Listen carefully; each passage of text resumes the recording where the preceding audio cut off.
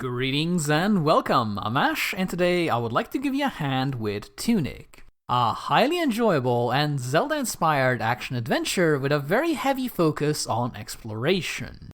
While the difficulty curve might not be all that extreme, Tunic can still be quite tricky to get into, especially if you miss some of the cryptic clues and end up becoming underpowered or just simply stuck.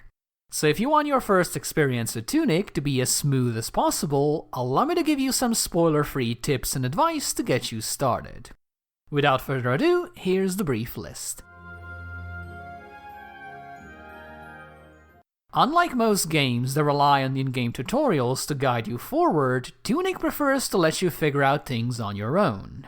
When it absolutely has to give you a hand, however, it usually does so by having you unlock a relevant page from the incredibly handy in-universe manual. These pages can give you clues on where to go next, offer you maps of areas you can explore, and, most importantly of all, tell you what to do in order to activate certain objects out in the world. So if you ever find yourself lost and unsure on where to go next, make sure to check out the last few pages you found, as they will almost certainly point you in the right direction. This is especially important once you start trying to figure out how to do the golden plates, because without the manual, you're honestly not gonna get anywhere. This is a bit of a specific tip, but if you've scoured the manual and you just can't figure out where to go next, there are two places you should check out: the temple at the very center of the map and the floating teleport hub. Odds are the answers you seek will be found within, as most of Tunic's story revolves around these two locations. So if you've completed the obvious objectives and have no idea what Tunic wants you to do next, give these two locations a do-over, as you'll almost certainly run into something new and interesting. Tunic's world is absolutely brimming with secrets to uncover, many of which contain highly useful items and stat upgrades. As such, if you ever find a strange bit of scenery or a road that seems to lead directly into a wall, make sure to sniff around, as you will almost certainly stumble upon a chest that is absolutely brimming with goodies to find. While doing this, you'll also likely find a bunch of chests and secret areas you simply cannot access yet. Absolutely make sure to remember these. Eventually, you'll get new abilities and items that help you navigate the world, so coming back to these old areas and picking up all the chests you missed will give you access to heaps of gold, consumables, and a variety of stat boosts, all perfect stuff for that final push into the endgame.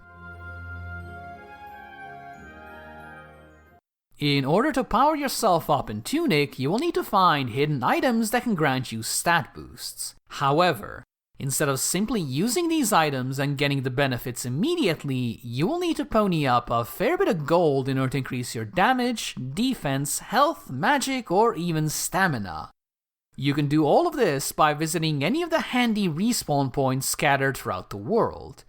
Once you're there, simply open up your inventory and navigate to the bottom right of your screen. The stat boosting items you collected will be waiting for you there, and once you sacrifice them alongside a bit of gold, you will gain a permanent increase to one of your stats.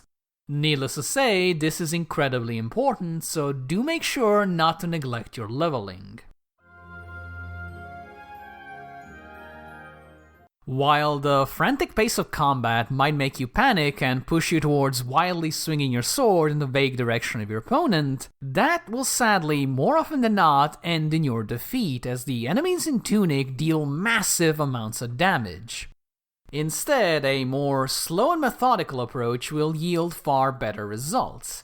This is because every single enemy clearly telegraphs their attacks and mostly uses the same sort of patterns. As such, once you figure out how to dodge these attacks once, you'll be able to do so reliably every single time, after which you can go on the offensive and dish out some serious hurt in return. So as tense as some of these bosses can be, your best bet is to stay calm and observant. You might die a couple of times while learning the fight, but once you've got a grasp on the enemy's moveset, you'll be able to practically dance around them as they desperately try to hit you.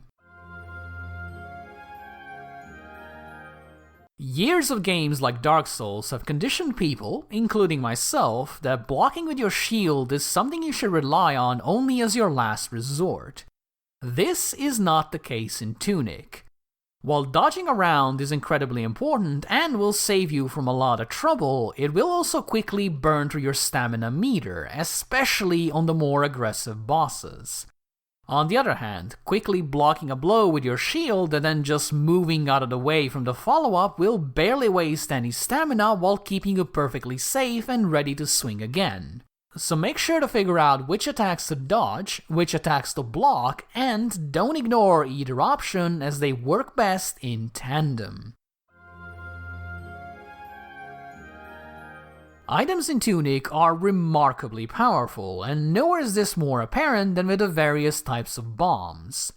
It doesn't matter if we're talking about a single strong enemy or hordes of skeletons, a carefully placed explosive will either kill them outright or at the very least bring them to low health.